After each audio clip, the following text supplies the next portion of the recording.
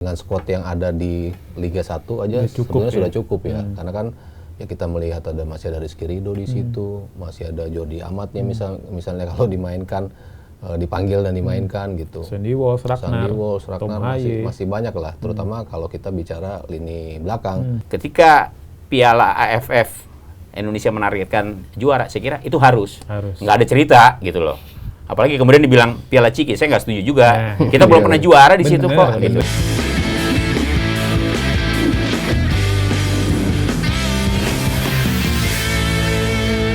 Betul. Ini kita tahu Persib Bandung dari skuad yang baru saja diumumkan oleh pelatih timnas Indonesia John Hetman dari 50 pemain wider squad loh bahasanya PSSI itu. 11 pemain diantaranya pemain Persib nih. Kalau kita bikin starting 11 tuh bisa tuh Mas Aryo. Kalau kiper Teja. Formasi 4-3-3 nih. Kanannya Sandy Walsh, back tengahnya Kakang sama Dion Marks. Kirinya Eliano. Tengahnya 3 Mark Locke, ada Malis, Tom Haye. Depannya kanan Sadil, kiri Beckham, penyerangnya Ragnar. Tuh, berarti bisa tuh formasinya starting 11 timnas Indonesia versi Persib Bandung. Namanya timnas Persib dong. Timnas Persib. Nah, itu gimana Mas Aryo? Mas Kesit melihat ternyata dulunya Persib kan kita tahu beberapa tahun lalu paling yang dipanggil timnas Mark Locke, Beckham juga kan baru 1 tahun sekarang terakhir kan. Udah ada Teja. Nah, sekarang Teja juga masuk lagi. Ada Malis. Nah, ini melihat gini gimana Mas? Ya menunjukkan kualitas Persib memang. Makanya kan sebelum ada Ragnar sama Sandi, ya mungkin kan emang udah existing yang ada di Persib adalah pemain-pemain itu gitu. Pemain-pemain yang emang ada di timnas gitu. Makanya ketika mereka bedol desa, salah satu argumen yang gue bilang Persib tetap akan bahaya karena mereka punya pemain-pemain belabel timnas yang tadinya masih ada si Dimas Derajat ya, di depan masih ada, lalu kita nggak pernah lupa ada masih Mark Locke, ada Malis, tadi masih ada Dewangga, masih ada ya kalau dari mudanya Kakang, Robi Darwis, Beckham Putra. Sebetulnya tim ini masih punya pemain-pemain berlabel timnas. Selama lo berlabel timnas, lo selalu punya kualitas di situ gitu. Jadi ini makin nunjukin bahwa ya Persib punya pemain-pemain yang syarat kualitas. Ditambah lagi kemarin ya mereka tunjukkan banyak pemain-pemain baru datang, mereka bisa beradaptasi, ada yang ke offload juga akhirnya pemain-pemainnya. Tapi yang penghuni timnasnya akhirnya berubah-ubah kan, nambah ada di situ ya, lo nambah Eliano, nambah Sandy Walsh, nambah Tom Haye, nambah Ragnar, ya itu semakin nunjukin ya memang kualitas itu ada di Persib gitu dalam pemain-pemain yang punya kualitas timnas gitu. Jadi ketika mereka dipanggil walaupun mungkin nantinya akan tercoret juga pemain-pemain seperti yang kita lihat sebelumnya 35 nama. Itu kan cukup banyak tapi akhirnya kepangkas juga gitu. Yang awalnya kita senang, banyakkan pemain-pemain di Indonesia nih dibanding yang pemain-pemain abroad gitu. Tapi ternyata akhirnya kepangkas ujung-ujungnya lebih banyak pemain abroad lagi yang menghuni timnas. Tapi ya at least ini apa yang ditawarkan oleh pemain-pemain di BRI Super League akhirnya bisa ditangkap nih sama John Hetman kan, dia bilang gua akan banyak make pemain-pemain yang ada di liga kita karena menurut gua kualitasnya ada di situ terutama ketika kita bicara AFF. Makanya wajar akhirnya nama dari tim yang emang bisa dikatakan tim terbaik di musim lalu akhirnya banyak pemain yang dipanggil. Gimana Mas? Iya wajar sih ya, sebuah tim juara, kemudian mayoritas pemainnya dipanggil ke tim nasional ya.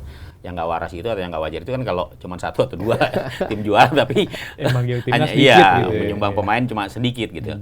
Jadi kalau kemudian ada persepsi atau ada utak-atik pemain-pemain yang bakal masuk di timnas di John Hetman ini kemudian ada 11 pemain Persib, ya wajar sih karena memang itu the best gitu, pemain-pemain terbaik yang dimiliki oleh Indonesia. Walaupun menurut saya nggak akan terjadi juga gitu kan. Nggak mungkin sebelah-sebelahnya main.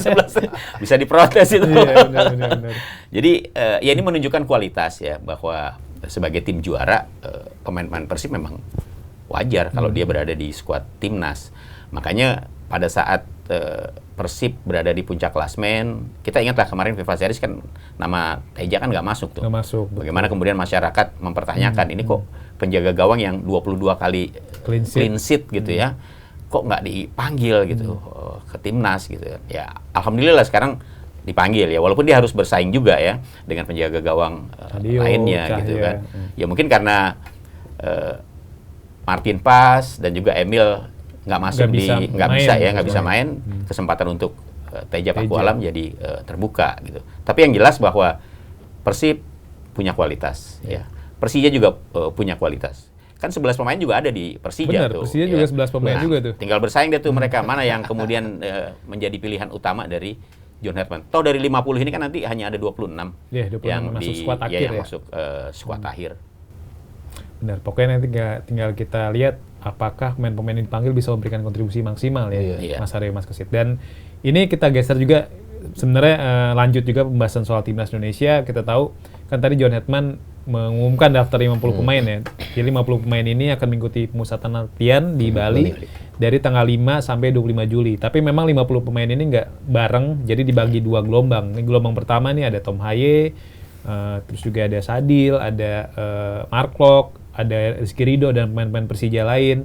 Dan kita tahu nih, tapi yang paling menarik ketika melihat daftar 50 pemain itu ada nama Justin Hubner nih. Karena kita tahu kan sejak awal juga John Herdman bilang gua bakal manggil pemain-pemain yang main di Super League untuk di Piala AFF. Jadi pemain-pemain yang abroad atau pemain diaspora itu nggak masuk daftar ya. Karena kita tahu juga Justin Hubner ternyata udah main di Fortuna Sittard nih di masa pramusim. Kemarin di hari Sabtu bikin gol kemenangan Fortuna Sittard ketika menang 1-0 atas klub Liga 2 Belgia atau SK Lierse kalau nggak salah namanya.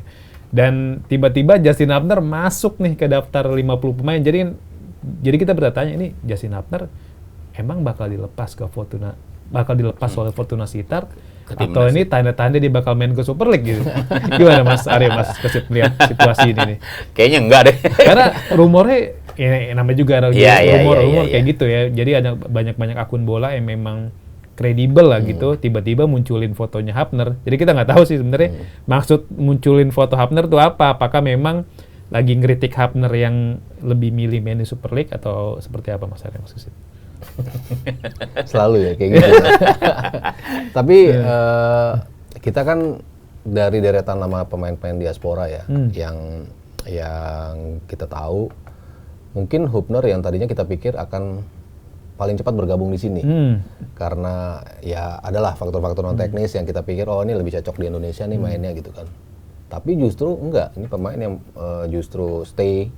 Dia ngotot untuk bisa tampil di Eropa, dan terutama jadi bek andalan Fortuna Sittard ya. Terlepas dari kartu merah yang pernah dia buat, pelanggaran-pelanggaran yang masih Hubner banget lah ya dalam beberapa kesempatan. Tapi dia tetap mengikuti pramusim, artinya masih ada dalam skema tim. Tapi kan beberapa juga masih ada juga yang udah ikut pramusim, bahkan udah ikut di awal-awal kompetisi, tapi akhirnya cabut juga. Bisa juga itu terjadi. Jadi Eliano musim lalu kan. Bukan melulu ketika seorang pemain sudah pasti ikut pramusim, bahkan sudah memulai musimnya tidak akan hijrah. Ternyata bisa juga seperti itu gitu. Dan ketika pemain yang tadinya sudah pasti, tapi ternyata malah stay, ada juga yang kayak gitu. Jadi ya masih benar-benar abu-abu akan ada di posisi mana gitu. Cuman kalau kita bicara kebutuhan tim untuk di AFF, ya sebetulnya dengan skuad yang ada di Liga 1 aja sebetulnya sudah cukup ya. Karena kan ya kita melihat masih ada Rizky Ridho di situ, masih ada Jordi Amatnya misalnya kalau dimainkan, dipanggil dan dimainkan gitu. Sandy Walsh, Ragnar masih banyak lah, terutama kalau kita bicara lini belakang.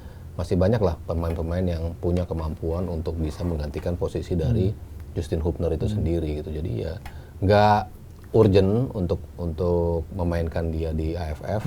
Kalau emang dia available, dia memang akan bermain di sini ya sudah. Gitu. Cuman kalau dia masih di sana, ya kayaknya nggak perlu untuk dipanggil. Oke, gimana Mas? Iya, kalau saya melihatnya prioritas pertama sih tetap kalau untuk pemain-pemain yang berkiprah di Eropa ya, tetap mereka harus prioritaskan klub dulu. Mumpung di AFF ini kan tidak masuk dalam kalender FIFA. Ya, klub bisa menolak kok untuk tidak mengirimkan pemainnya ke tim nasional. Ketika Hubner diminta untuk tampil di pramusim bersama klubnya Fortuna Sittard, ya saya kira harusnya sih dia memberikan prioritas itu dulu gitu ya. Bahwa ada panggilan tim nasional ya boleh-boleh aja gitu. Toh tidak wajib juga ya, karena ada ketentuan bahwa itu bukan agenda FIFA sehingga klub bisa menahan pemainnya gitu. Cuma kalau untuk AFF memang menurut saya sih lebih bagus pemain-pemain yang ada di Super League aja gitu. Karena ini justru tantangan loh buat Indonesia gitu yang belum pernah meraih juara di Piala AFF gitu kan. Saya ngikutin dari pertama Piala Tiger tuh 96 ya di Singapura. Saya berangkat tuh waktu itu ke sana. Itu harapannya kan kita bisa, waktu itu kan lagi top-topnya juga loh kita. Ada Cherry Lubis, ada Fahri Husaini, Robi Darwis masih main, ada Aji Santoso, ya kan. Tapi ternyata kita nggak bisa juga pada saat itu yang pertama gitu. Padahal kansnya cukup tinggi. Nah sekarang kita ada kesempatan.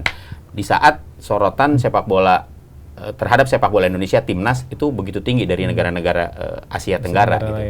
Nah tuntutannya adalah bagaimana kita bisa meraih juara tanpa menggunakan atau tanpa diperkuat oleh pemain yang saat ini berkiprah di diaspora lah ya. Iya. Thailand, Vietnam, Singapura, Malaysia itu kan pengen ngelihat Indonesia tampil dengan formasi yang lengkap. Ya, ada Emil Audero atau ada Martin Pas, ada Jay Idjes, ada Verdong, ada Kevin Dick gitu. Mereka kan pasti pengen nguji nih seperti apa sih kekuatan Indonesia. Tapi kan mereka nggak bisa. Paling nanti di FIFA Asian Cup ya, kalau di Asian Cup September ya. Ya. Nah, sekarang masih ada Tom Hay, masih ada Jordi Amat, masih ada Eliono Renders. Saya kira harus ini yang dimanfaatkan, dimaksimalkan oleh John Herman untuk menunjukkan, gue tanpa pemain-pemain yang ada di Eropa juga sekarang udah bisa nih berbicara. Kan itu tantangannya. Makanya ketika Piala AFF Indonesia menargetkan juara, saya kira itu harus. Nggak ada cerita gitu loh.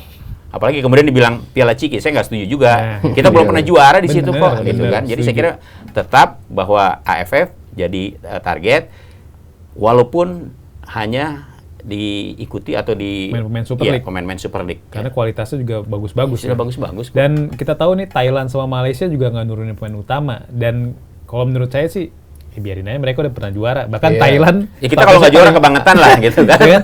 Dan Thailand juga, dia bodo amat mau nurunin pemain muda, dia udah sering juara. Dan paling sukses kan, dia berapa? 8 apa 9 kalau Thailand udah lah. Ya kan? Dia di Asia Tenggara udah lah. Bener, dan paling kan yang bakal nurunin pemain utama Vietnam kan. Kita tahu Vietnam sekarang juga lagi dominan di Asia Tenggara, berstatus juara bertahan.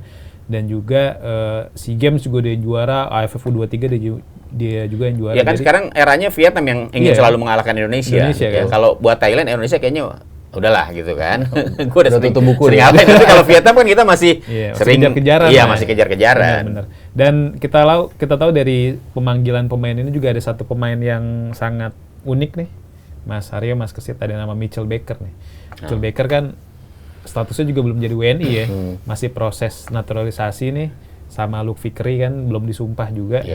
Kita tahu nih masih mentah lah bisa dibilang ya, usia baru 18 tahun, belum pernah main di level profesional, masih main di Georgetown walaupun kabarnya diincar sama Dewa United, dan tapi sempat masuk juga MLS draft tuh, diincar sama salah satu klub MLS, Colorado Rapids gitu. Nah, ini melihat fenomena ini gimana Mas Aryo, Mas Kesit, soal Mitchell Baker yang secara postur memang bagus, tapi kalau saya pribadi khawatirnya nih dia kayak Mauro Zylstra gitu.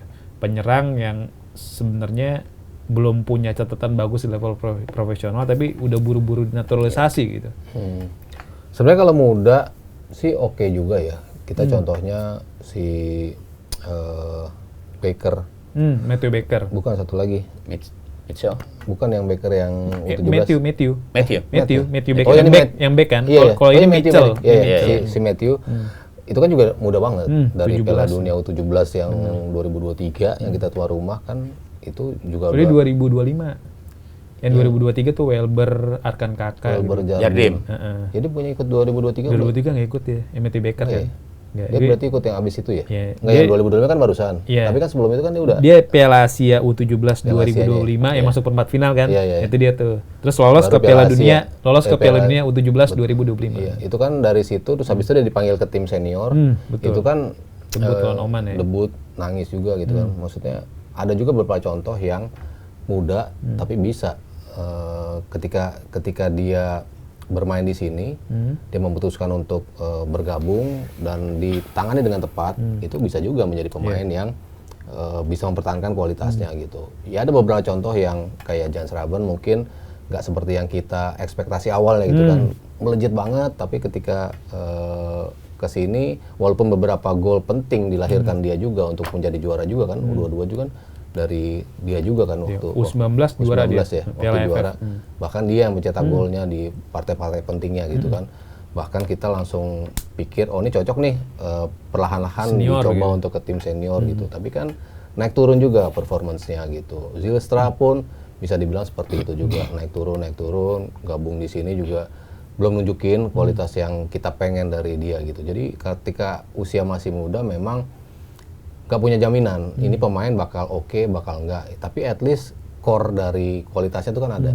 Ketika core dari kualitas itu ada, ditangani oleh orang yang tepat. Itu dia bisa sustain dalam waktu yang cukup panjang gitu. Jadi bibitnya kan yang penting itu dulu. Begitu bibitnya ada, ya kita ambil dulu nih pemain yang punya kualitas seperti itu gitu. Baru nanti kita kembangkan ke level yang kita mau lebih tinggi. Betul. Gimana maksudnya? Ya kalau saya sih melihatnya begini, tetap bahwa meskipun dia punya potensi ya masih muda, tapi sepanjang dia belum pernah mengikuti kompetisi ya, liga yang betul-betul kompetitif lah ya. Iya, kompetitif itu memang masih agak rawan sih ya. Menurut saya juga terlalu terburu-buru gitu ya. Oke, dia punya potensi gitu. Tapi jangan ujuk-ujuk juga atau jangan buru-buru juga langsung masuk ke jajaran tim nasional gitu. Senior lagi. Ya, artinya tetap harus ada proses yang harus dia jalani. Pertama apa? Ya untuk menguji kemampuannya dia, ya dia boleh bagus mungkin di tingkat sekolah, di tingkat university gitu kan.